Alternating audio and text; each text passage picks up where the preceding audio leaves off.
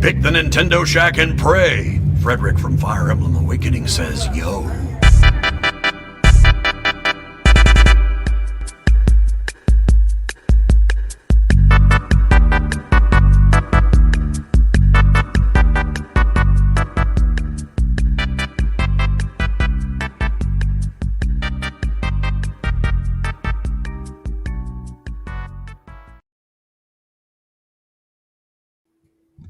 Greetings, Koopalings. Welcome to this week's episode of the Nintendo Shack podcast, Party Time.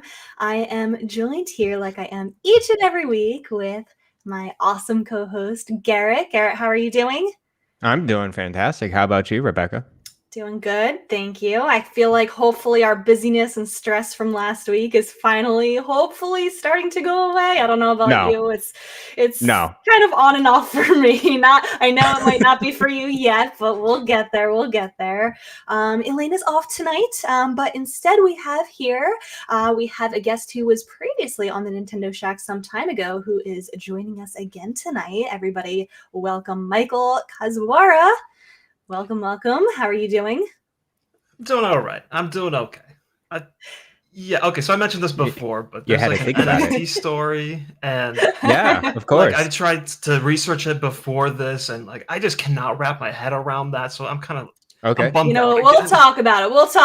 We'll get there. We'll talk about our thoughts on it. We wanted to have you on the show specifically today because one of the games in your favorite series recently released last week. Yes. Mario Party. So we will be talking all about that. We'll be talking about our impressions, answering listener questions about the series and about the game, and kind of hearing from the Mario Party expert, as I call him, because he said, I heard you guys are going to be talking about Mario Party on the show this week, and I really want to come on and talk about it because I love Mario Party. I played all the games. I know everything about it. So he is the Mario Party expert. So we have a trivia lineup for you and everything. It's going to be a huge challenge this episode. So, I'm an expert in that type of way. I just know just a disgusting amount of Mario Party facts, but to be an expert at Mario Party, it just sounds so silly. But it's kind of sounds more like luck than anything, right? I think we'll get into that because it's kind of okay. Ooh. All right, sounds so good. Very excited. Well, lately, before we get into what we've been playing lately, let's thank our live on air producers. Thank you to our patrons. Garret, do you want to thank them? Yes. Thank you, Evan Callow, AJ Pentecost, Chris M, Devin Tyus, Horse Girl 69, Joe Wilson, Josh Peroni, Kyle Heyman, Nick Creature, Paul Calicote, RJ Kern, Stephen Keller, Zach Adams, Trucker Sloth, and Michael Taylor. Thank you, guys. Thank you. All your support. Trying to behave myself with our guest here tonight. Not laugh at certain names. That makes sense. Garret, what have you been up to in your still so busy life? Yes, really quick before we get into the major hits, the major title that is Mario Party. I played a demo this week, and I wanted to play it for quite some time. It is a game that's out on Switch and PS4, I think, maybe on PC, from Square Enix.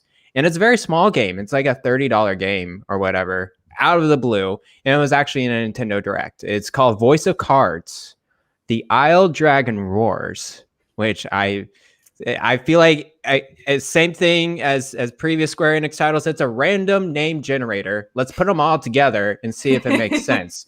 Yes, let's go with that. So, Voice of Cards, it is an RPG, a role-playing game, but instead of the typical 3D or 2D graphics that you see, it's all in cards. Everything is in cards. So, your beginning party, your 3 players are card form, all the characters are cards, the terrain is cards, nothing's like a graphic or art piece or whatever. It's all cards. And so when I'm going through this game, it's like, oh, this is going to be a cool card game. But it's not really a card game. Ooh. When I think of a card game, I think of Monster Train. I think of Slay the Spire or something like that.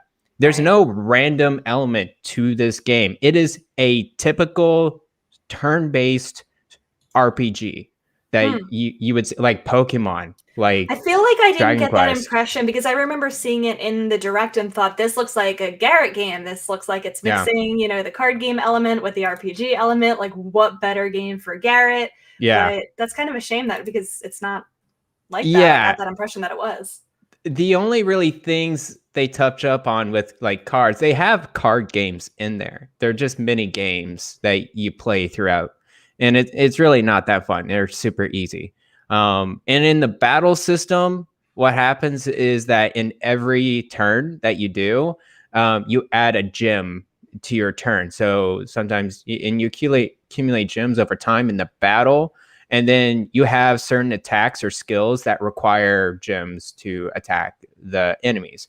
But all in all, your cards show you exactly what your attack and defense and your health points are. You can calculate exactly how much damage you're going to do to the monsters. And that's pretty much it. And you just go through a typical RPG story. I'm just like, this is the most vanilla story I've like it's worse than like Dragon Quest to me. I'm just like, oh my goodness, I did not realize it was going to happen. But I feel like the art style of it's really cool. I like the take of it. It's meant to be just a small type of RPG. It's like, let's try this art style and let's try to see if that is creative or not. So in the like movement or whatever, you're like a little chess piece, like a board game piece that you actually go card to card. And each time you move your piece, you're revealing more cards in front of you to figure out if it's a road or like a forest or a mountain, something like that, or something's blocking you. All the NPCs and characters, they're all cards. And then the voice acting is actually pretty good. They actually encourage you to put sound on in the beginning of the game. And like you can go through the narration. And it's actually pretty good from that end. But as an RPG fan, I'm like, I'm not wasting my time right now with this game. I'm not going to spend $30 now. But maybe if I have time and there's a sale later, $20, $15, I think it's a good get. And there's a demo out there. Try it out, see how you like it. But like, there's so many other better RPGs that are about to come out that I was like, probably don't get this now. Maybe wait till later. So, well, there you go. Thank you for my spiel. It's good that they put out a demo so that you could see that though and kind of make that educated guess, and maybe that doesn't go in their favor. Maybe it's not selling you on it after all. But right. And Gerald Nate says, I thought it was a deck builder. I thought it was too. It is totally not. It is characters. You're building up levels, you're getting skills, but nothing about the gameplay is card game at all. They didn't advertise that well in the direct, I don't think. No, they did not. So there you go. Right. What about you, Michael? What have you been playing lately that has excited you? So beyond Mario Party, I did finish Metroid Dread, which nice. No shock to anyone is excellent. And yes. If you like Metroid, you should absolutely play it. If you haven't tried Metroid, I think you should absolutely try it here. This is a great place to jump in. Story-wise, like you can play any of them. It matters, but to start here, you'll be totally fine. I agree. I'm one of the people that liked Samus Returns a lot. Oh, that's a good one. This game does a lot of so Samus Returns added a bunch of features like melee and a lot of like the smooth animations and all that. I think started in Samus Returns, and Dread just took that and made it even better. So for me, I'm not as like amazed as some other people. Like this is not my top Metroid game ever. I think that just has to do a lot with Samus Returns having already taken so much of my love. So especially if you haven't played Samus Returns, I think this is a great one to jump into. We were talking a lot about how Samus Returns kind of prepares you for some of those mechanics in Dread. Yeah. I didn't finish Samus Returns yet, but I played about half of it before Dread came out, and I'm so glad that I did because you're right, it really prepared me for that melee combat, a lot of that, like you said, that smooth, fluid movements that you first see in that game. And one of the things I really love about Samus Returns is the way that they implement the story. You don't really get cutscenes. Apparently, I'm talking about the 3DS game now from 4 years back, but you don't really get cutscenes or anything like that. You just play the game with your mission, kill all the Metroids, whatever. And then as you 100% different room or areas. Sections, you unlock these like slideshow art pictures, and those detail the stores. It's one of those things where you get 10 pictures detailing depicting the events of what happened before you got here, and like that stuff is so cool. I love that so much, and it directly relates to what you do in Dread. So anyway, Dread's great. Play that. Beyond that, I'm playing Bug Fables, which is not a new game. Oh, cool. But if you are a Paper Mario fan, a Paper Mario 64 and Thousand Year Door fan, I think you should absolutely check this out. It's very much inspired by those games, and in many ways, I think it's better in terms of the battle system. There's a lot more variety. You have 3 party members. There's a whole turn relay system, different buffs and nerfs or whatever you call them. Right. That make it a lot more interesting. And it's funny. So if you like I've those heard games, people describe Bug Fables as the best Paper Mario for the Switch. Well, arguably, that's probably correct. Origami King is also very good, but in a different way. Are you playing on Switch or on Xbox? Because I know it's on Game Pass. I'm playing on PlayStation. Oh, okay. Because I want the platinum trophy. No, that totally makes. I understand that completely. I don't know why Nintendo doesn't have achievements. You made the right call of getting that platinum trophy. Cool. Awesome. Is that it that you've been playing? Besides, we'll get to all the Mario Party stuff. Pretty much. Yeah. Cool. So, oh my gosh, I have been playing. I've actually had some time for gaming this past week as opposed to the week before where I had like no time at all. But I've been jumping around a lot of stuff. So I picked a couple things just to kind of talk about before we get into the Mario Party goodness. For Halloween, I kind of went out of my comfort zone a little bit and I downloaded Fatal Frame made in Blackwater. That's the Wii U port that came out. And I heard a lot of people describing it as like, well, I think the draw for me of like part of one I wanted to check it out and see what it's all about is kind of that photography element to it and taking pictures of the ghosts. And I'm not super far into it yet. I think I'm like 2 or 3 chapters in. So I have to finish it, but it kind of reminds me of a mix between Pokemon Snap and Luigi's Mansion because you're using that camera flash style. Like you're taking pictures of these ghosts, but that's the method of defeating them, kind of like the vacuum is in Luigi's Mansion. The characters are super creepy. I'm still trying to figure out like everything that's going on with the story and whatnot. It's kind of a little bit of at a slower pace, like a slow to start kind of pace. So I feel like it hasn't totally hooked me yet. But I do like the mechanics a lot. You know, the controls are very easy to learn and everything. Like I feel like having no background at all going into this, I kind of like it so far. And I know Donnie is really into this game. He said Fatal Frame was one that he really liked?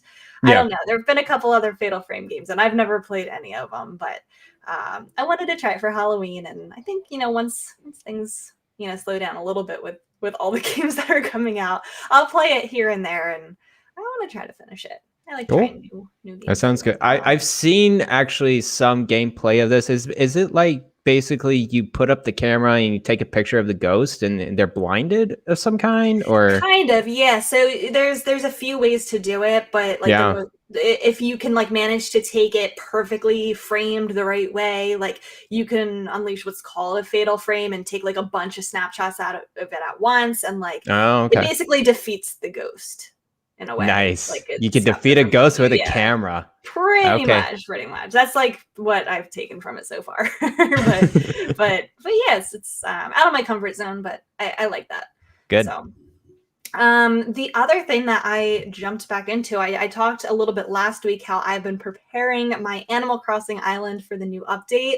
We'll talk about this a little bit more after we talk about Mario Party because there is some news involved here. The update released a little bit early. It was supposed to release on Friday, but the update just came out. So I've been diving into that. I am like knee deep into it. Like there's so much content here, and I'm going to talk about it a little bit more when we get into the news segment. But oh my gosh, this has pulled me back into the game so much. I'm super excited to be honest back into it too. Hours and hours and hours back into it. Yeah, she's completely hooked now. And I was like, well, DLC is coming out tomorrow. It's like, well, There goes the gaming time there. Yeah, so I'll talk about more of what I've been doing in that game when we get to the news update for it, because I will kind of talk more in depth, because it didn't. They have added some other stuff that isn't in that they didn't have in that Animal Crossing Direct. So we'll get into it a little bit more. Sounds good. But then other than that, all I've been playing really is Mario Party Superstars. And let me preface this by saying this is my first Mario Party game since Mario Party 4 on the GameCube. Oh, and wow. I think that was my only Mario Party game. So really? I feel like I'm revisiting this, this game from my childhood. And there's so many things about it that are similar. There's some things about it that are different, but I've really been enjoying my time. But I'm going to kick it off to Michael here to talk about, his impressions with it and kind of summarizing, what you like about the game and, everything that a Mario Party expert has to say about it. The expert over here. Will not laugh when I hear Mario Party expert. That's what you are now. That's what I'm calling you. That's your title. It's sad because it's true. But so you've been playing it. Yeah, I've been playing it. It's been a week now. I love it so much. Yeah. Cool. It's just the things us hardcore Mario Party fans have gone through the last of course. The past 15 years or something. It actually has been about 15 years since the last time we had a Mario Party just like this, with the classic gameplay style where you're running around the board, collecting coins, buying stars for 20 coins, whatever, that whole thing. Super Mario Party did it a little bit, but it was still very different. Much smaller boards. You had the whole ally system. Dice blocks were different. This is, 100 returning mini games. 5 classic boards, beautifully remastered, music, so good. See, so he knows his stuff. He knows how many mini games are in it. How many? No. Actually, 105. But... I feel like this is a good Mario Party game for people like me to jump back into, because this feels like what I remember Mario Party 4 being. Yeah. In a lot of ways, because I feel like I had forgotten so much of that game, but as soon as I started playing Superstars, I'm like, oh my god, like, I remember doing stuff like this. I remember all of these mechanics. I remember a lot of these mini games. I remember now, I did play a little bit of Mario Party 10 when it came out, and I hated it. And I feel like that was probably like a common theme for people. So I didn't realize it had been that long since there was a good Mario Party game though. And each of them so the last one would be, I would say, DS, that had this style in 2007 or something. I remember getting that one too. That was actually pretty good. It was great. And it's been that long. And the ones that have come out since, I think there have been like 6 or 7 since then. Yeah. They all have their own things that are good about them, but they were never as a whole package like that classic Mario Party feel where you had great multiplayer. All the mini games were always great, but there was always something weird about like the board mechanic or whatever. Now we went back to what we knew worked, and it's working. I think a lot of people are enjoying it. A lot of people are feeling the same way you are, Rebecca, where you're returning to Mario Party 4, that kind of thing. So it's all very exciting, and it's all online. Everyone has been wanting the big online part for so long, and it works well, and it's for everything. It works well. Oh, okay, yes, that's surprising. Yeah, I've had very good experiences too with it, and I feel like I felt that way when Super Mario Party came out. I was like, we're in 2020, whatever year it came out, 2019, whatever it was. It's like, why is there not online for this? Like, that seems so perfect. And I think part of why I didn't really keep up with Mario Party after 4, I'm an only child. I don't have any siblings. Right. So I feel like the game that I did have, I mostly played it by myself. Sometimes, obviously, when friends were over and whatnot. But I don't know. It feels like it's a family game. It feels like it's a party game. And I just didn't have a lot of people to play with. So now that they've added online to Superstars, I've been having a blast. I've been playing with some friends online, and like you said, Michael, the connection has been really good. Like I think there was like maybe one instance where somebody got booted, and it was kind of their own internet's fault. And we were able to leave the game, invite them back in, and we were still at our same spots. Like it saved the game so that we could keep continuing it. Like it didn't make us start over or anything like that. Minimal lag, but I think there were parts where it was like that person's fault. It was their own internet. So we were able to fix it when that did happen. The mini games are one of my favorite parts, and they've brought back a lot of my favorites from Mario Party 4, and I like that now. I don't know if this has been a thing in recent Mario Party games, but the fact that you can kind of practice on the directions screen, is that new, or has that been a thing? They started that in Super Mario Party, which was a great feature, and naturally they brought it back. Good. It's so good. Well, and that's what's so great about this one too. Oh, not to jump into something. No, go for it. The speed of this game is nice and quick. With Super Mario Party, they added cool like animations, characters reacting, but it would take forever to get through one turn. Someone buys a star, you're guaranteed waiting a minute and a half for the game to just progress after it moves. Here, everything just zip. You can speed up the dialogue, you can speed up the speed of the characters. Everything has been cut down so it's not wasting your time. And this minigame instruction screen is basically that. You don't have to do any extra practicing. You just do it right in this title screen. It's really good. Yeah, it's really good. The other thing that I really, really like about it is, because I love the mini games so much, I feel like I arguably even like that more than the actual board part of the game, is that they're all unlocked from the start. I don't have to like play through all the boards to unlock all of these mini games to play. And the online portion where you can challenge other people online and see how high of a streak that you can get. And that moves pretty quickly too. You can just go from mini game to mini game and try to, climb the leaderboards here of winning as many games in a row as you can. So I've played that a couple times so far, but I feel like that's a good mode for when I don't have people to play with. Maybe everybody's busy, nobody has time to play like a full board. You can kind of jump into that and really just challenge people with the mini games, and you can pause and it keeps your streak, and then you can jump back in whenever you want. So that's one of my favorite modes. One other thing that I want to say that I really like, and then I'll let you keep going, is the little emotes, the sticker emotes. Yeah. They remind me so much of the emotes that you would do in Triforce Heroes in the Zelda 3DS game. And it is just so funny to like spam them when like somebody messes up or lands on a wrong tile or gets a star. And oh my gosh, it's just hysterical sometimes. You can use them so ironically too. Congrats. Yeah. I did not expect to like that feature. We've known about it since the game was announced. I just kind of like, whatever. But it's great to use against random people and with people there too. People that you're talking to on Discord or whatever. Because I assume this uses some Nintendo voice app thing. I have no idea. I don't pay attention to that at all. Maybe. I don't know. I think you can use the Switch Online app for it, but nobody does that. I'd love to see the statistics on that. Who uses this?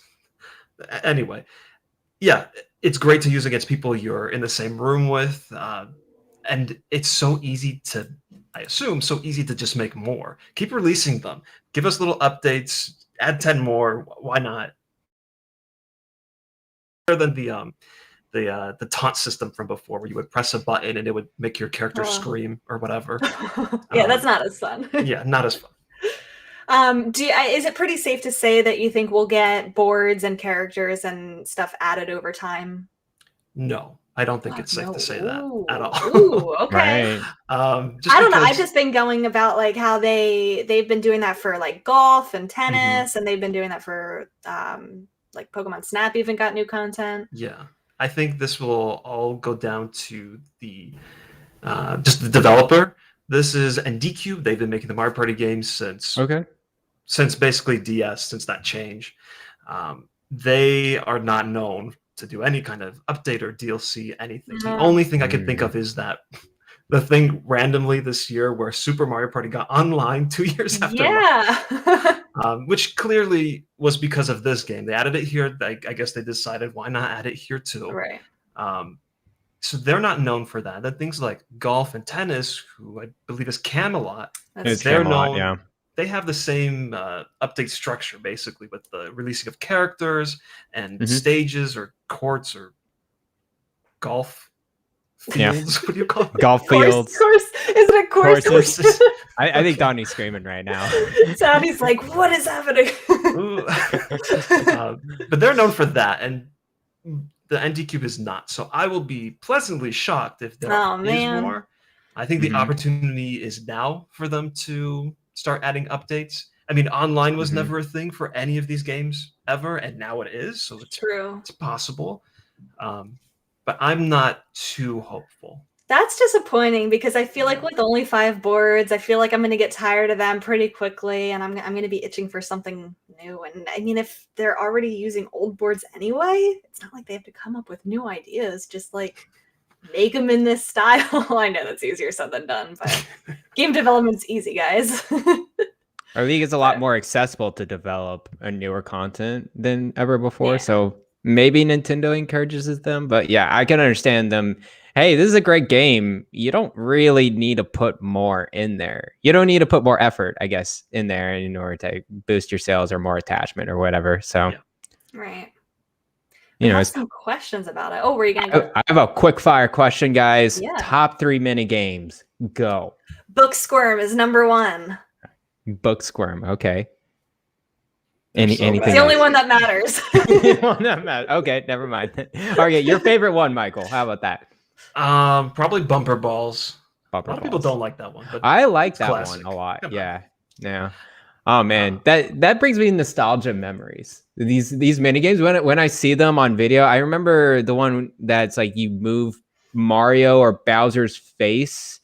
And facelift, facelift. That's it. Oh my gosh, I remember. I thought I had it so correctly. It's like, no, you're so off. I'm like, oh my gosh. I remember doing that as a kid. Man, I plan to pick this up sometime. Just I can't right now. I don't have time. But I can see this going on sale at some point. Maybe I don't know about this year for Black Friday, but next year I could see you getting a good deal on it at some point.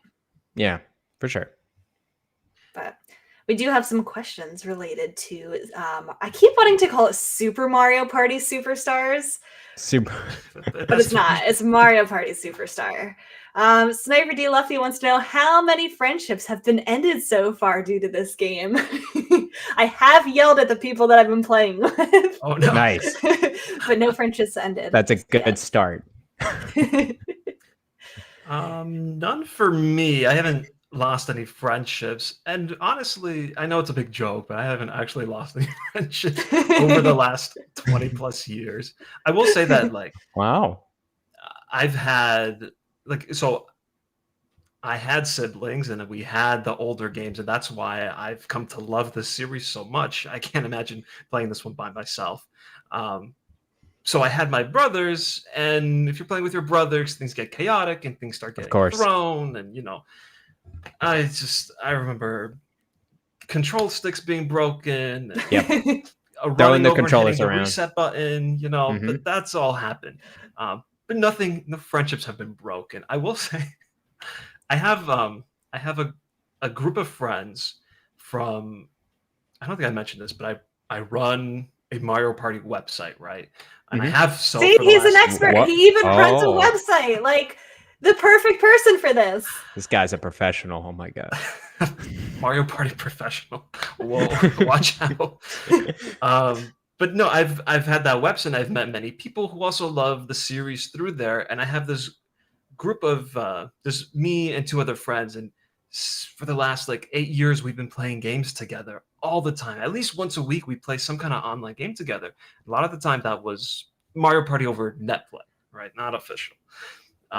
But there was a period of maybe 2 to 3 years where we stopped playing Mario Party because every time we played, things got so heightened and so tense. Oh, wow. I just had to stop. And I think Superstars is bringing that back. We've already played 2 times. Nobody has gotten mad. No one's yelled at each other. Yeah. Good. So it's bringing people together. Plug your website. I didn't know that you had a Mario Party website. Yeah, because I don't really work on it too much. I only work on it when a new release happens. So that's what I've been doing recently. It's Mario Party Legacy. There's a website, there's a YouTube, and I've been working on a Twitter. It's been my pet project. I've been posting a tweet every single day, and it's actually been growing exponentially. I'm so proud of it. There you go, everybody. Yeah. Follow. It's at Mario Party Legacy. No, that's too big. I think it's at MPL Network. Okay. We'll put it in the show notes for people to follow and the website for you guys to check out, so you can see all the Mario Party goodness brought to you by Michael. Cody wants to know if you've played Mario Party Superstars yet. We have. How many times have you wanted to pull out your own hair? I didn't know. And I don't know if this was in Mario Party 4 or if I was just forgetting, but the stars that you end up with at the end, it's not over yet. They award some more stars based on like totally trivial things like who stepped on the most red tiles and who got the most coins. And so I was like gonna win, and I didn't win because there were more stars added. So that made me want to pull my hair out just a little tiny bit. It completely flips over at the end. They like add 3 stars to one character and like -2 to another. It's like, oh my goodness. There's nothing you can do about it. Oh, it's rough. That's one of the nice things about Superstars is that for the first time since probably DS again, they let you turn off bonus stars. You don't have to have those on. Before you start a game, you can just click off. There's also the option to play with classic bonus stars. So in Mario Party 1 through 6, it was always the 3 same bonus stars. Whoever won the most minigames, whoever had the most coins at any point, and whoever landed on the most event spaces. So you can set it to those, or you can do the random ones where like, you landed on Bowser 2 times. Totally trivial things that you can't anticipate or control. Well, that's good. I didn't know that you could turn it off, but I mean, it makes it totally fun with it on, like, but that's good to know. Yeah, and I think in terms of, I haven't had any pull my hair out moments yet, and that's mostly because this is all content that I've seen before, so I know I'm really good at the game, and I am. Well, no, it's just I know which ones I suck at. So like, there you go. Castaways, the one where you try to reel in treasure chests or whatever. Like, I'm terrible at that. I already know that. There's no hair pulling. I already did that, 20 years ago. Same thing with Slot Card Derby or Piranha's Pursuit. I never win at that one. There's no chance. So I just know. You just know.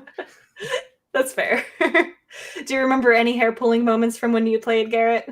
Oh, there was plenty. I've had friends over and sleepovers and everything, and yeah, we would get pretty mad over Mario Party. I played, what was it, Mario Party 3? That was on Nintendo 64, right? Yeah, there we go. That's correct. It is the best one. I pulled my hair over more on Overcooked. That game, that I feel like that one's a little bit more tense, and you gotta like it's more like other people's fault, whereas Mario Party is like, oh, someone wins, someone loses. But in Overcooked's like, a lot of it comes down to luck. You did something wrong. Why did you do it wrong? Kind of vicious. People get vicious there. So, yep. That's funny. Adam wants to know, what additional characters do you think will be DLC for Mario Party Superstars? So if we do have it, he says, I hope they add Diddy Kong. So let's say if they are adding DLC characters, who would you want them to add? All the Fire Emblem characters. Let's go. This is going to be Fire Emblem Mario Party. Nintendo Party. Edition. Nintendo Party. You are asking for trouble with Fire Emblem characters. We could put all 800 of them in there from the mobile game, the hit mobile game, Fire Emblem Heroes. Nothing can go wrong. Nothing can go wrong. All the character art is like preserved. It'll be nice. Do you have any most wanted characters, Michael? Yeah, if I had to pick 2 of them, I'd probably say Diddy Kong and then Dry Bones. You guys remember Dry Bones? Oh, yes. That's my character. Of course, character. remember Dry Bones. And mostly those 2 because I already did my detective work and I looked at the almost 30 characters that have been playable throughout the whole series, and most of them can't be playable anymore because they have some kind of role in this game already. Oh, okay. So there's really only, there's Diddy Kong, Dry Bones, and then like random characters like Pom Pom from the last game. Don't think that person will be playable. So those 2. I remember playing as Toadette in Mario Party. It was 11. I guess Toadette's part of the game now. Yeah, something like she's that. The one that gives out the stars and everything. So got it. Would have been a great character. Or Toad. What about Pauline. Does she have a role? I would like her to be playable. No, Pauline's not playable. It's just I don't know why I expect that not to happen. Maybe it's just too soon. Like, I don't think it. I mean, I don't know. I really like Pauline. I like Pauline, but I never think of her until you just said it. Like, it's like, oh yeah, that's a character that is new. I like her way better than Peach or Daisy or Rosalina. I like. I totally get that. Great. Yeah. Yeah, that's what I would want. Kyle the Pug says, "Did you know that you can soft lock yourself in Dizzy Dancing? Is that one of the mini games?" He wants to know how many other mini games soft locks are possible. I don't know what he means by soft lock. Do you know what he's referring to? I actually know what this is. I've seen it happen. So there's a mini game where you may have played it, where everyone starts on oh no, words. What are they? What is the thing called? The spinning disc. Oh, this is so bad. Oh, is it like the spin top type of thing, or no? I don't know. Record a record player? Record player. Record player. Bzz, yes. Okay. So everyone starts on that. It spins, and you have to navigate. Playing that one. Yeah. So that one's back. I don't think I played this one. And basically, when the mini game ends, there's a certain point where your characters could be positioned off the actual disc. Right. If a character is like bouncing on another character. I remember this one. Strange. Yes. But if a character is bouncing on another character off the disc, when the minigame ends, it'll kind of do that forever. Oh. No, that's wrong. It doesn't do it forever. They stop, but then the characters can't get back onto the disc where like their winning animation is. So the characters will forever keep walking into the disc, and then you have to either turn your game off or that's all you can do. So it kind of sucks that made it in. Nintendo's usually really good about not having any soft locks like that. Yeah. So it's bad. I hope they fix it. That's a bad one. That. I feel like they've been pretty good about patching things like that pretty quickly. Wasn't there something for Dread? I think that there was a glitch at the end of the game with the door, and they patched that pretty quickly. So hopefully they will. Do you know of any others that are like that? Probably not. I feel like that's such a no. I haven't run into any. Very, very, very. Hope it's the only thing. One. Yeah.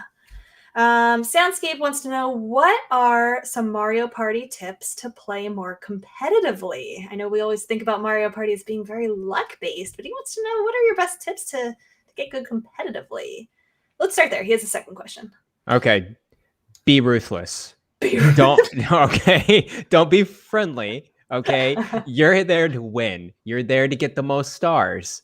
So I say, just be greedy. Just be greedy as you can get. Don't try to play diplomacy or friendliness or whatever. You're there to win. That's my suggestion. Yeah. Right there. Ask for forgiveness later. Exactly. After the game.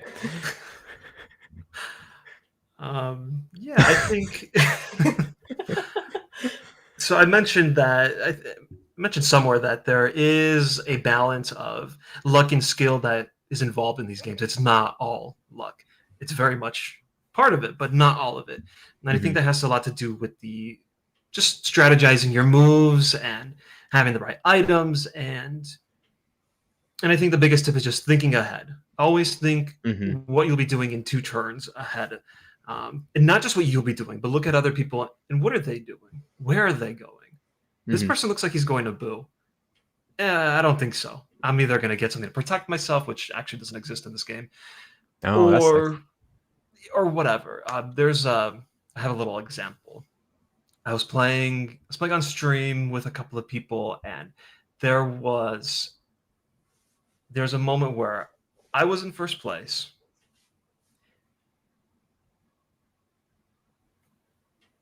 No, that's not right. It was Horrorland. Okay. I was in second place. Somebody else was in first place. So, okay. Forget the example because it's way too complicated. What you need to know is that always think not just how do I become first place, how do I get the next star? It's should I get the star now? Should I wait for this person to become first so somebody else can steal from them before they steal from me? Ooh. Like that. See, that's like like honestly 4D chess. Like I'm not thinking about that at all. I'm just like get the star whenever I can, like just win all the mini games. Best not to immediately use your golden pipe. Let somebody else stay in first, and they'll get all the heat from other players for a while. Then you can become first, or don't steal for someone now because they might come and get you later because of what you did. You just got to think ahead. Always ahead. Good yes. Tips. Very like good chess. Tips. That's pretty cool. I like that. I like that a lot. He also wants to know, Soundscape asked, what game modes from previous games would be a good addition to Superstars? Yeah, I guess I'll go. I don't know any. I don't know any either. Sorry. In Mario Party 9, they had a cool one. It was called Perspective Mode, where they took like 10 mini games and they completely changed the camera, like put it in this corner or put it way down instead of top down. And you had to try playing those mini games in this weird alternate view, and it made some of those mini games really challenging. And I just always thought that was a neat little thing. There's also Duel Mode from Mario Party 3, where you played on these separate smaller boards, and you got to have these partners, these companions that would protect you and fight other players as you pass them. So you would have a heart with 5 points to it, and you would run around this map trying to run into each other with these partners. And one would have like 3 attack, and one would have a couple of defense, and it was an interesting way to play. There's also River Survival from Super Mario Party. And this is one of the reasons why, if someone were to ask, hey, do I get Super Mario Party or Super Mario Party or Mario Party Superstars? You did it too! That's so bad. The naming convention. Oh, no. Why did they stop with the numbers? The numbers was such a good system. I like the number. I don't know. It's Nintendo. They had all the Mario Kart games, then suddenly it's 7 and 8. So I don't know what's going on.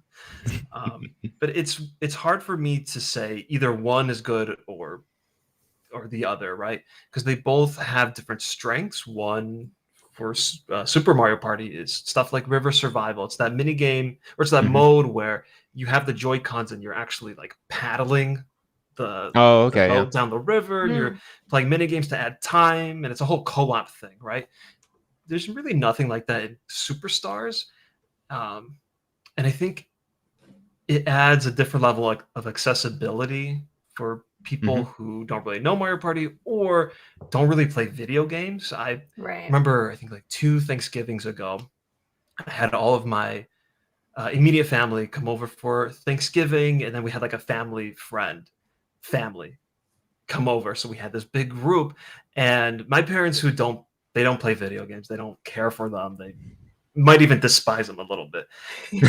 We got them to play because they're all happy. It's Thanksgiving. It's like, oh, let's play some video games. Okay, and you pull out Super Mario Party and you have them play River Survival, and they just have a blast. They're cracking up. They can't contain their laughter. They have no idea what's going on, but it's working. They're having fun.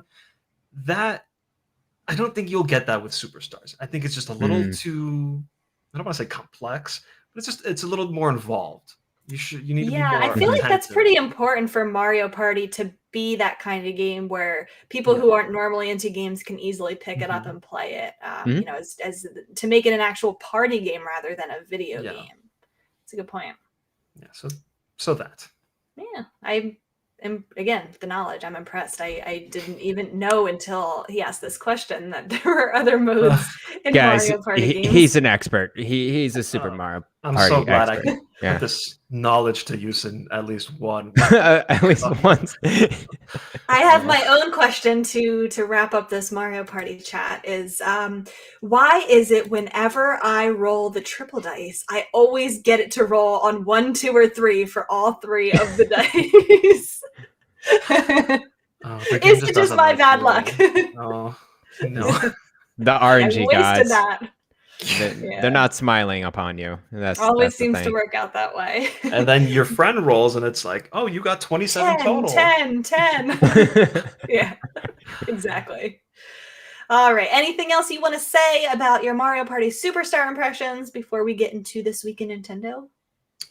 It's a great game. If you liked old Mario Party, you'll love this one. Play online. It's fun. Yeah, I would definitely say the online, it's worth it in this game. And I feel like if you've had bad experiences with other Switch games online, this one feels very different. Can you play with randos, or is it just? Yeah. Oh, okay. So it's like, is it a lobby system, or if they drop out? So I think you get matched with people, right? And then if they drop out of it, then it's replaced with like an NPC. Yeah, so yeah, that's correct. I actually haven't played with random people. I've always played with people I didn't really know, but at least like we went through a friend system. Yeah. Right. So I don't know how the random matchmaking actually works, but I don't think it's all that different. So yeah, I think that's that's the very important point where if someone drops out, they just become a CPU. So you're good. That's very nice. I'm glad they finally solved that.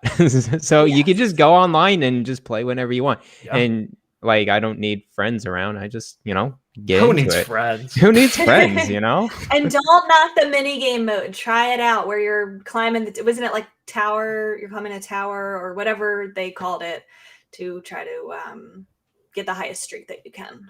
Really enjoy that mode. Yeah. Cool. So with that, let's get into this week in Nintendo, the latest and greatest news about Nintendo Switch games. Like I said earlier, the Animal Crossing New Horizons version 2.0 free update released early. So it was supposed to release tonight, like going into Friday the 5th in Japan. It released one day early. The data mine, of course, people went in and they looked at everything that the update has to offer. They found over 9,000 new items are added to the game, which includes variations of all of the items. They found that every old NPC is back. If you scan their amiibo card through Footopia, they're all back in some capacity that you can see them in the game. They're all programmed in there now. People who are wanting to jump into the game and find Brewster and go to the Roost right away might be a little bit disappointed because there's actually a whole quest line that you have to fulfill in order to get Brewster. It takes more than one day. There's a couple of requirements for that. So you have to make sure that you've donated at least one thing from every category of the museums, like a fossil, a piece of art, a sea creature, a fish, a bug. Donate at least one of those. Then Blathers will say, I have this old friend, I'm really thinking about expanding the museum. He gives you Brewster's photo. And then you have to like go on a mystery island, try to find Brewster, invite him onto the island. The museum has to be renovated. So there's kind of a whole storyline in there too, before you can actually enjoy Brewster and the Roost. But I've been looking through all of these items, that have been added. There's some really good stuff. I think they really cool put a lot of love into this game. I'm really excited about it. I feel like this has sparked my my interest in the game again. And the DLC hasn't even hit yet. The DLC is still coming tomorrow, and I'm going to be diving into that as well. So I'll give my impressions of that next week. But actually. The DLC right before we recorded it went live. It went live. I was kind of like, maybe we should reschedule. It has been going live. It's been rolling out. So I think Australia got it like earlier in the day, and I think it's been hitting at like 9 or 10 o'clock or whatever time. I guess 9 o'clock, right? Maybe that's what I saw. Maybe it's not out. Yeah. So people have been playing it, and oh my gosh, this update! I feel like if you want to have a reason to get back into the game, it feels like it's a brand new game again with just everything that they've added. I barely scratched the surface, and I was playing pretty much all night last night. I was playing when I got home from work today. It's some good stuff. I'm really enjoying my time with it so far. But are either of you jumping back into Animal Crossing for this? Oh, yeah, Animal Crossing's not in my possession. I know Fiona is. Yeah, so she showed me a couple of new items that she placed on her island. It looks pretty dope. It's a little gazebo and a little tiki bar kind of thing. And she's like, look, this is where we're going to put our vegetables, and we're going to grow our vegetables in that plot of land. The cooking is genius. You can get the vegetable seeds, grow the vegetables, and the food items actually look so delicious. Like, I'm really excited to make these recipes and cook and everything. So and she's excited. There's a lot. She's like, this is the most friends I've seen on Animal Crossing like like since the beginning. So yeah, totally putting a revival into the Animal Crossing community, which is super cool. Yeah, we love to see it. What about you, Michael? Are you getting back into Animal Crossing? Yes, and I already did last night as well. Yes. What do you think of the updates so far? It's in typical Animal Crossing fashion. I can't really do everything. It's a lot of come back tomorrow to see it updated and all that. I feel like I'm most excited for like these really obscure, not very obscure, they're important. These small updates. So the biggest thing I'm excited for is the storage shed. Yes, that's actually a big game changer. Exactly. It is. You can access all of the items in your house anywhere you want, pretty much, because you can put all of your items into the storage shed. It's basically you're carrying your house around in your pocket. So you can like place it wherever you want, get out whatever you need, and then just keep carrying the storage shed some more. Yeah, there's some good quality of life changes here as well. Yeah, for me, the biggest thing is I need to clean up my just dumpster of an island. There's just trash everywhere, flower infestation here and there. I have a whole beach of, I guess FYI to anyone that's listening, I have a whole beach of, what are they called? DIY recipes that I've just been saving since the game started. If you want, come and get them because I need to do something with them. Fun fact, you couldn't store those in your house before the update, but now you can. So they used to litter your beach because you couldn't do anything with them. Now you can actually put them away in storage. Like that. Now I can just bring the storage shed, throw them in. It's stuff like that that I'm or like the little ladders that you can place on cliffs. Yes. That is super cool. On the ladder. I'm just excited to see what people create, because there's people that will create like these huge, amazing islands and just really extend their creativity and like stuff that I'll never be able to create or do or have the time or creativity to make these things. So I like to see people's screenshots. I like to look on YouTube and see kind of island tours of what people are creating. And I just think there's so many cool new items here that people are going to go wild with this. So very excited. Nice. Yeah. We got some more data. Nintendo has now sold a total of 92.87 million Switch consoles to date. This data came out. 8.3 million units were sold within the past 6 months. This ended on September 30th. This does not even include OLED sales. So whatever they ended up selling in October with the OLED doesn't even include that. Wow. They have increased their profits compared to last year by a small margin, though the Switch sales forecast has been cut due to global chip shortages. They're predicting that they'll make 20% fewer over the next fiscal year. I think we've talked about this before. We've talked about these chip shortages and how it might affect their console production. More specific in terms of game sales, Mario Kart 8 Deluxe has now beaten Mario Kart Wii in terms of sales numbers, and it still remains the top selling game on Switch. I think there's no surprise there. We knew that was probably going to happen at some point.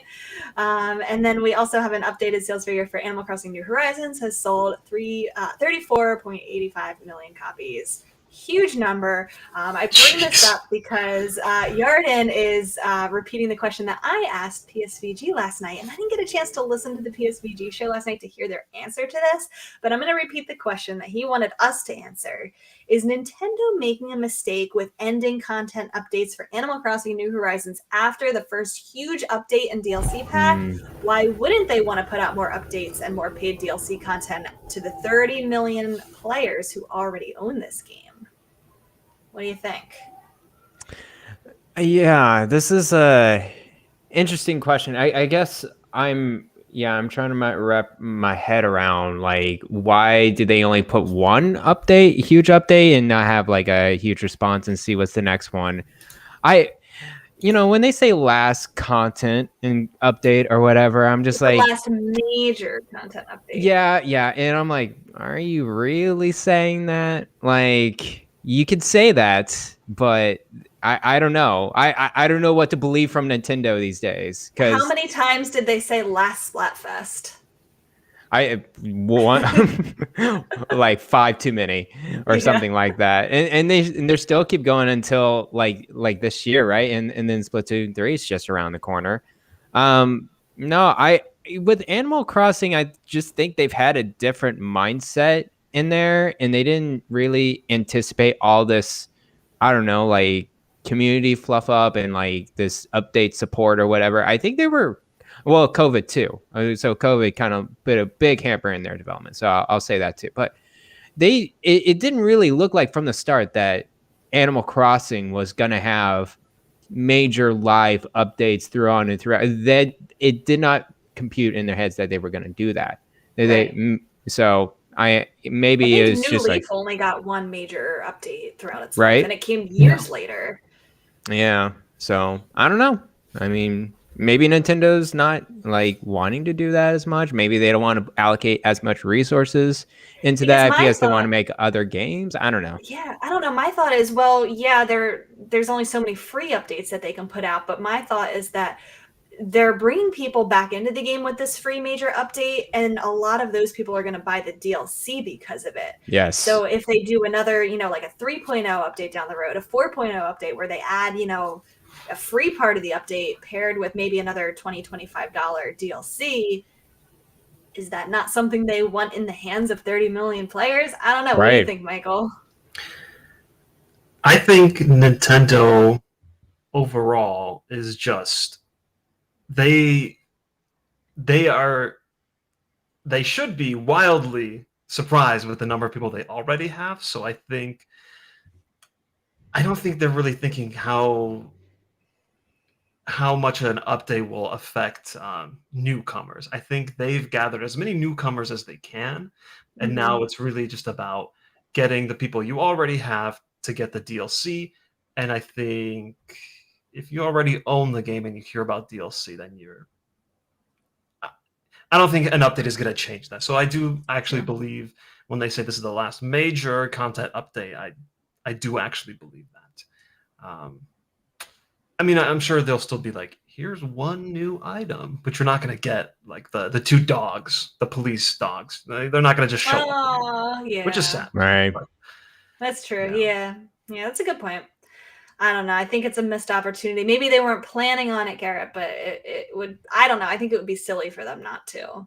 Yep. But I agree with you. I hope they put out more DLCs. It's like we're finding a lot more success with this. They'll see the sales of DLC and go from there. And they're, with this Nintendo Switch Online Plus expansion pack as well. I'm sure that DLC drew in a lot of people into that big price point, that big price jump. Good point. I want to shout out Ring Fit Adventure. It is in the list on this website, on Nintendo's website, and it is right behind Splatoon 2. Like, oh my goodness. I didn't notice that. It's like only a few 100,000 copies below. It's like that's 12 a game that will probably get a sequel, right? Oh, 100%. I don't think, I mean, I think it was serendipitous that Nintendo like released this and then COVID happened. So of course everyone's gonna grab this and like that'll be your workout from home. It's a very nice game. I have it. I didn't play too much of it recently, but it's a very solid workout routine and it's also good entertainment. So good on them making that small game, and it's blown up pretty well. I like to see new IPs get big like that. Mm-hmm. Anything else of note here in their sales figures that you wanted to comment on, either of you? They're increasing their freaking units on the Switch so much.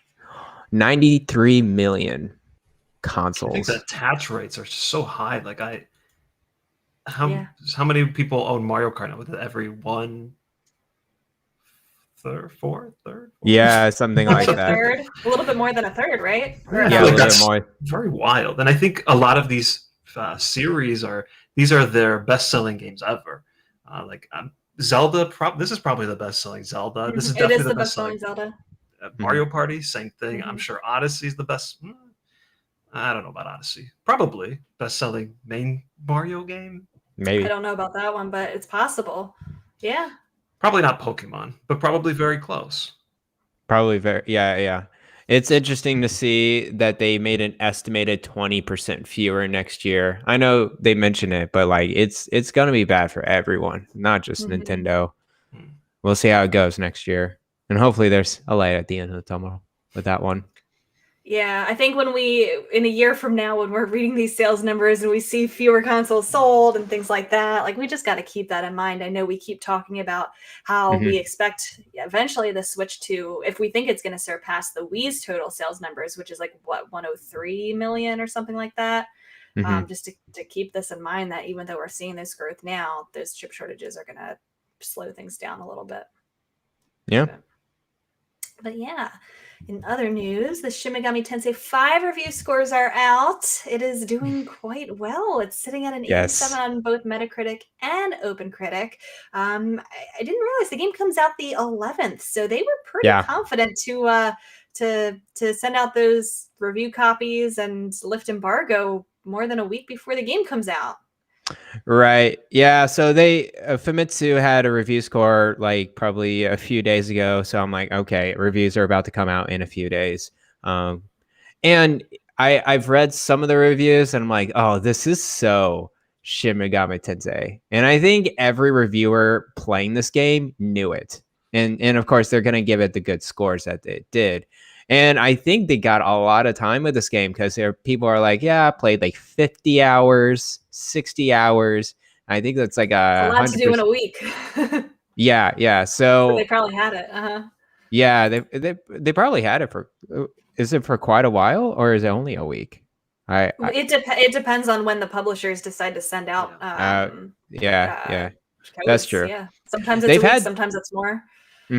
They obviously had this game done for quite some time because they've been showing it so much this year. So they were pretty confident probably to bringing this game out. I was like, yeah, this game's done. This game is good. So we're going to get those reviewers out.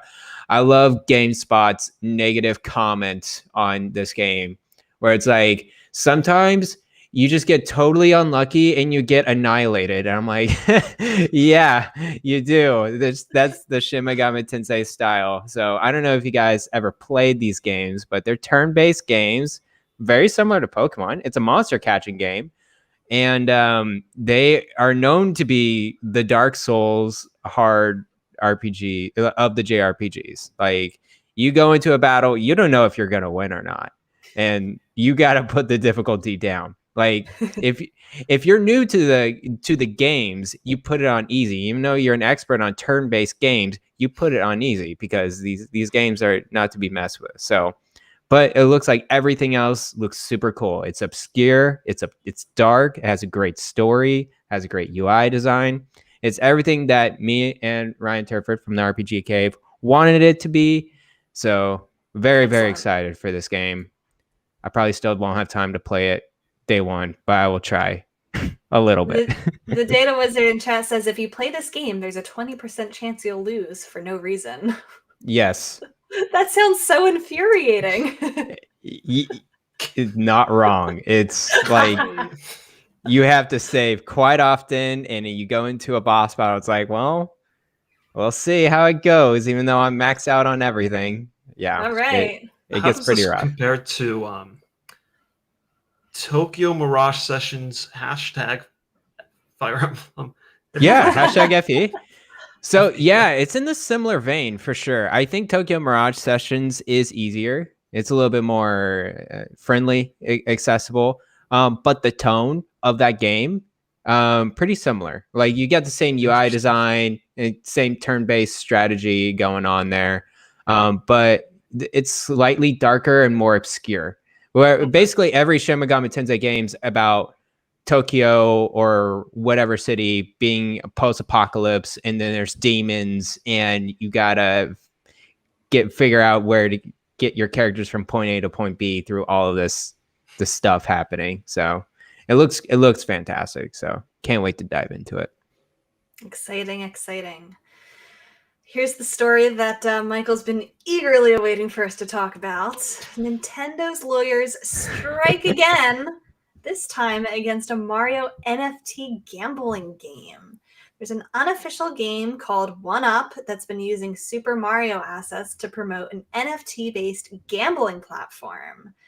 It planned to let players bet on Battle Royale style matches to earn NFTs. And no surprise here, Nintendo's already stepped in to put a stop to the project.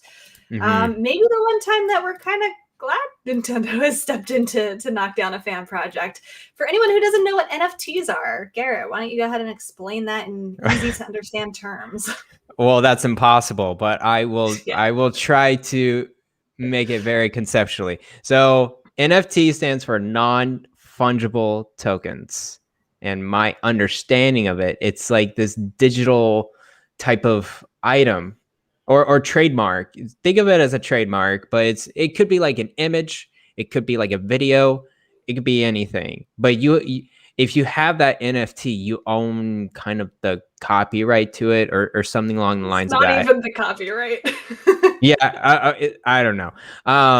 But basically, these things have been throwing off the digital market like crazy these past couple of years. I understand mining can be involved with it as well, but I haven't really like researched that enough. But I've seen like sports games, like basketball games, have these NFTs, and then they're selling these NFTs, like the image or something, for like hundreds of thousands of dollars. Like I think it's seen as like this investment, and it's seen as like this big next trend that's going to be exciting, and like people are trying to get it into gaming and whatnot, and we're refusing it. We're like, oh, absolutely not. But like, what does that mean? You said like there's an image that. Like, what was that? That's an example. You know, like a JPEG on your computer. Sure, but like, I'm just trying to like. Do you have an example of this? Just a real life example. It could be anything. It could be the Nintendo Shack logo. Could be an NFT. But like, why would anyone? They wouldn't try to sell or buy because you could make money on it someday. What do you do with it though? Nothing. You own it. You do absolutely nothing with it. But you don't own it because Donnie Reese owns it because he created it. So you're owning something that somebody else already owns. Okay, the data wizard says you're talking about NFTs. More accurately, you own the specific blockchain proof of purchase. Only one person can own it. So you're the sole person that owns it. No one else can have it. And so think of it as like your own just personal investment, your own item. It's like people investing in stupid trinkets physically, and put in a vault. I know we have some listeners who are very into the NFT trading, so I don't want to diss it too much, but it is like seen as an investment type thing. I personally think it's silly and has some negative aspects to it, such as art theft and environmental concerns, because it takes all this energy to produce the blockchains or whatever. I was like, what's going on? Michael, if you don't understand this, it makes sense. That's like, you understand it if it doesn't make sense. Well, that's why, like, if it's something bad, and I want to also be like, but like I can't do that without understanding it. Having a baseline knowledge. And I'm just trying to see how this applies to games. So like I can get it that like if you're playing, I don't know, like Mario Kart Tour or something, because they have a lot of like, you pull a pipe and you might get a character. So you might, with an NFT, you might get a character that only you can own type situation. And then I just imagine that a game like that, you would have to make thousands and hundreds of thousands of those NFTs. And if you have hundreds and thousands of them that are each slightly different, because they can't all be the same, they're all slightly different, then that just devalues each NFT. And does that mean you got it? See, you're on it. I see the smoke going. Yeah, the reason why it's been, I would say, like a bad public image is it takes a lot of energy to do the data mining to get the blockchain proof. So someone else is crunching the numbers into a computer, proving this blockchain, and that takes a ton of energy. It takes like, I don't know, like tens of GPUs running max. Yeah, the computing power to purchase this. The way that it was explained to me is it's basically solving all of these math problems, but it's something that hasn't been solved yet. So you're running all these computers to try to go through all the combinations, and eventually one will hit the correct answer. Yes. To to get that blockchain, solved. But now it's just computing power, and that's what's not so good for ecological reasons. It's like because I'm trying to putting so much. it. It's very energy intensive. Yeah. And maybe it's just because it's hard for me to wrap my head around like Bitcoin mining and things like that. I don't understand. It's in this very similar vein. Computing power for that. And I try to relate this to like trademarks and copyrights, and you don't need computing power for that. And I know it's not the same thing, but I think it's very pioneering, like new territory kind of thing. And I think that's why a lot of this hasn't been very well defined yet, because it's brand new territory for everybody, and so we don't know where this is going to go, and apparently it's going into Mario ripoff games. So, and I'm glad Nintendo stopped it. I think they recognize like that's a big problem. We do not allow that, and stopped it. So at least that's good. Data Wizard's dropping some more knowledge into chat here. There's some AI systems to generate NFTs, and apparently there's going to be a method that requires even no computing power at all. So again, this is all new stuff. Maybe they're finding ways to like make this more efficient or optimize it. I don't know. It's all brand new territory, but I have Dogecoin. Well, no, I actually sold it all. So I made quite a bit of money on that one. There you go. But were you using Super Mario assets to do it? No, unfortunately, I didn't have any. Nintendo would strike stomp it down. Exactly. Or am I Nintendo? Are you Nintendo? We will never know. Yep. Our last little bit of news here. There was a small update to Super Mario 3D All-Stars. The N64 controller for Switch Online was added to support Super Mario 64 within that game, and I think that's a little something they didn't have to do. I mean, they're not really selling this game officially anymore. They took it off the market. I think you can still find copies, but cool. So if you want to play with the N64 controller, you can. I'm glad an intern came back, and instead of making or emulating these games and porting them, they put added N64 controller support. I'm glad that intern's a superstar, probably at Nintendo. There you go. All right, we have a couple other questions to wrap up our time here. G-Man wants to know, we've made it to the updates of the year with the Nintendo 64 Online, Animal Crossing, Happy Home Paradise. Wants to know, what are our thoughts on these? What would have been better for them to do? I know we talked a little bit about the Animal Crossing update. We talked about the N64 update last time, and what we think they could do differently with Switch Online. Is there anything? We'll pass that one to Michael. Is there anything that you think they could be doing differently with Switch Online? Yeah. I mean, I don't think I'm going to comment too much about the emulation part of it. I haven't experienced any issues, so I'm okay with it. If there's something really nitpicky, I don't want to say nitpicky because input lag can be even minor can be very noticeable. For me, it wasn't. So for me, that's not something I would have to improve. And I don't want to just say, the price, because we did. Yeah, we said that. And I'm on a family plan. Full. I have a new family of 8 people. Good. And 10. That's the way to do it. It's $11 each. We're paying, and that's the only reason I have it. That's the best way to go. Yeah, I just keep adding more games, and I guess I'll be happy.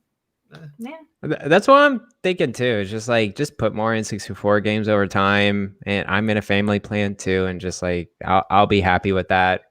It's a nice little touch to put the Genesis games in there, although it's probably not that necessary, but it's good for people that haven't really been into that ecosystem. Nintendo put it in there and partnered with Sega with that, so I think that's cool. Yeah. PD, the Smiling Stegosaurus, wants to know, since it was just Halloween, what is your favorite scary game that you've played? Ever. I don't know about ever, but last year, ? I think it was last year, I finally played Resident Evil 2, the remake, which I've wanted to play for a really long time, but it was way too big of a baby. No way. I didn't even want to play the demo.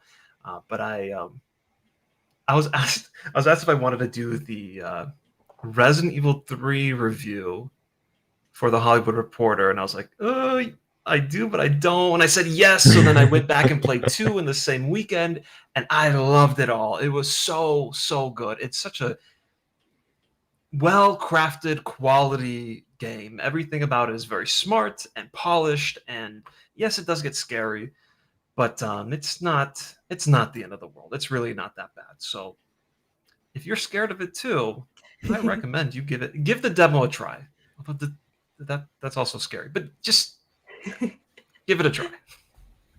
Nice. What about you, Garret? Can you think of any scary games you've played that you've enjoyed? There's a few games. Of course, I've mentioned PT once before. That's probably by far the scariest experience I will ever have in my entire life. I've done that. And Ahoy Adam in the chat, he said Inside, and I was like, I have to agree. Inside, very cool game. I wouldn't say scary, like jump scare, but it has this ominous dark tone and a weird twisted ending where I'm like, what is happening with this game? Is very just twisted in that storyline, the very minimal storyline that it has. And then I've also played Evil Within 1.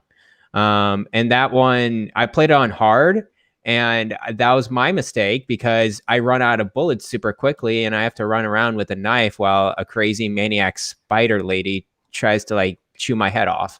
So yeah, that's kind of scary. So yeah, those were the handful of scary games I've played. So I actually wanted to add on, because you mentioned Inside. Yeah. There's another game called Little Nightmares. Little Nightmares, yeah. Little Nightmares 2. Yeah, that's less like jump scare type stuff. It's more, this is just really creepy, and it makes me feel uncomfortable. Mm-hmm. And there are these just giant, disgusting, grotesque human like it's just gross and weird. And that's a different kind of scary that I would also recommend. Definitely. I don't play a lot of scary games. I like creepy and weird rather than like scary and horror type games. So I don't really know if I played any like super duper scary games. Last year, I played Until Dawn for the first time, and there's some scary parts of that. It's more of kind of like a funny, like making fun of the genre type thing, but there's some gory parts. There's some like jump scares and kind of freaky parts to it. So I really enjoyed that game because I really like the kind of choices matter type games. So I feel like that was a really good one for me. I enjoyed my time with that game, and I feel like that's another game that I would want to play again to like do things differently and try to make sure more people end up alive at the end. And then I also want to give a shout out to Oxenfree, which I'm very sad that I'm not playing Oxenfree 2 right now because it got delayed to next year. But that game's like kind of creepy and like has like some weird like paranormal type things to it. So I'm looking forward to the sequel very, very much. Nice. So stemming off of Until Dawn, they're I forgot what the studio's name, but they've been making a series of games. Yeah. And I've heard of it. Yeah, the most recent one this year is actually I'm hearing from Ryan, the best one out of the whole bunch. Like they're going back to their roots. They're going back to like the Until Dawn type of style. I think it's called House of Ashes or something like that.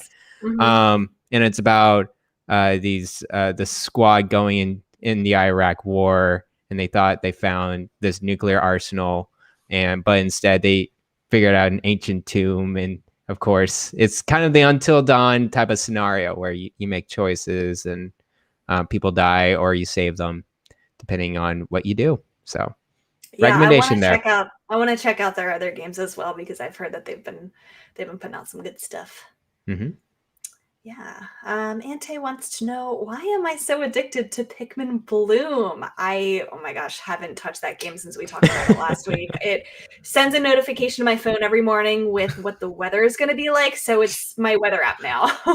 There you go. That's exactly what I think. Oh my God. First, why are you addicted? I don't know. I don't know what you do in that What game, are you doing in the game, Ante? Tell us what you're doing that's making you so addicted. Are you just looking at your little Pikmin and just walking around you?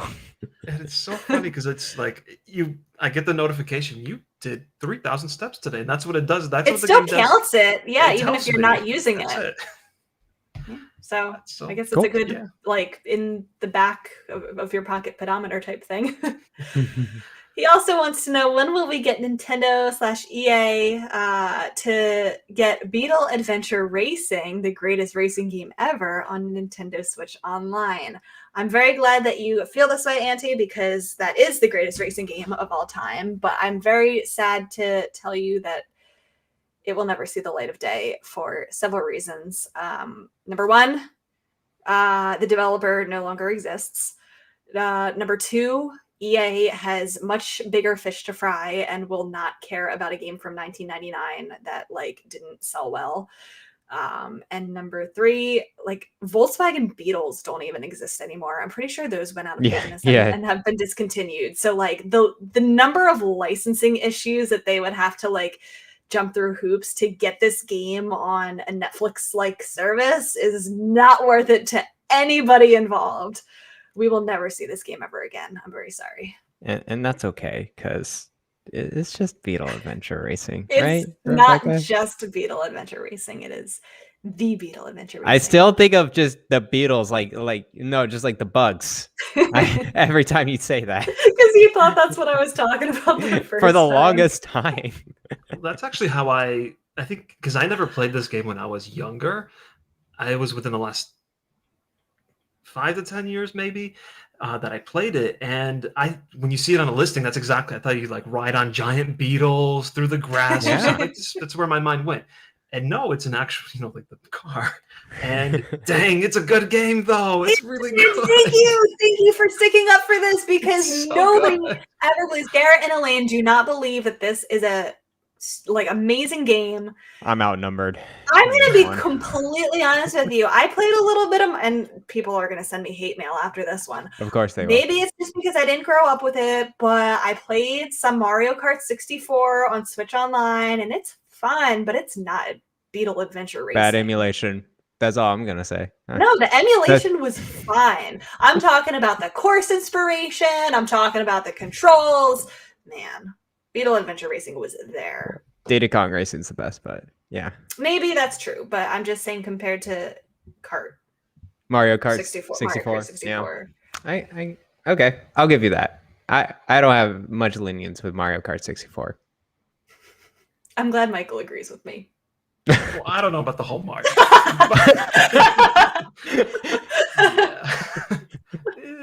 Yeah. Okay. All right.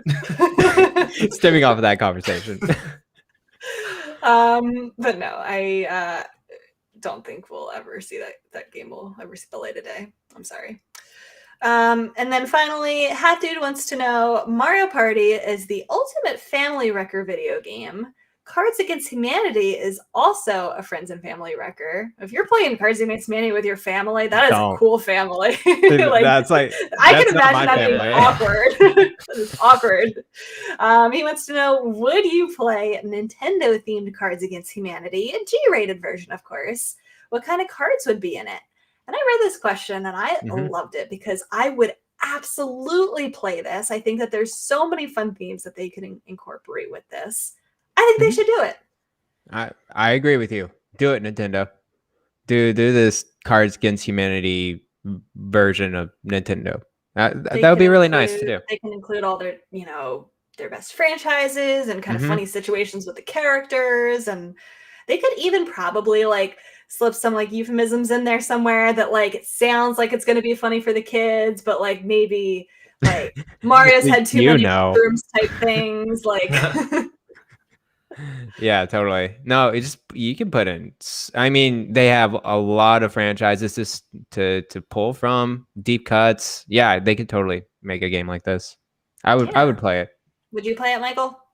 Well, so I'm just trying to remind myself how it all works. You have two card types. One is a topic, and the other is a verb type situation. It could be a thing or a fill in the blank type statement. So yeah, you have your 7 cards that have answers, and you take turns being the judge, and you kind of flip the prompt card over, and then everybody has to answer the prompt with their cards, and then you the judge picks which one they think is the funniest or the best.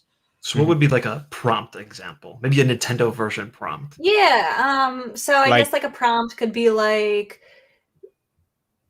in Cards Against Humanity is like a dirty game. Like it has some I'm thinking adult of like topics. I'm thinking of like a Luigi Mansion's ghost. Like what type of ghost? And like you can put in just like random person, a random Nintendo character, or something like that. Captain Falcon, or like Pikmin Flower, or whatever. Yeah. Or like, even things like what's making Luigi too afraid to go into the mansion, and then like you might have other Nintendo themed cards. You might not have Mario cards in front of you. You might have like because Pikachu fainted, or like because Link couldn't rescue the princess in time, or just things like that. Like, okay, now we're going through this exercise. I'm understanding a little bit more why this may not work. This seems a little. They wouldn't be funny. They wouldn't be funny at all. They would just be stupidly random. Well, maybe we're just not creative. Maybe there's people out there that could come up with funnier prompts than what I just came up with. Yeah, the idea is cool, but in practice, I don't know. I think what makes it funny is because of the adult themes and humors in Cards Against Humanity. Like, there's a kid version. There's Apples to Apples, which is I played that family-friendly version of it, and like it's funny, but it's not Cards Against Humanity funny. So I don't know. What does that say about me? But I don't know. Maybe it would be cool. Maybe it would be fun. I would like Nintendo to take risks like that. I would buy that game out of sheer curiosity. Yeah. And play it with friends. So cool. All right, that wraps up our questions and our show. Michael, thank you for joining us today and giving us all this Mario Party knowledge and impressions and everything. We're very glad to have you back on the show. And thanks for having me on. Good conversation. Do you want to go ahead and plug where people can find you and what else you do over on the internet that people should know about besides your part-time Mario Party expert job? I would just say check out my Twitter or my Twitch. I stream 3 times a week, so that's a whole thing I'm still doing. I'm missing a couple of days, but I'm still doing it. And then my Twitter, where you'll see me post any of my work. I sometimes say things every once in a while, so you might see me there. Both of those are under Super Zambazy, that username. We will put links to Michael's work and his Twitter and stuff in our show notes if you want to find it there. And that wraps things up. We will see you next week, Koopalings. Bye-bye.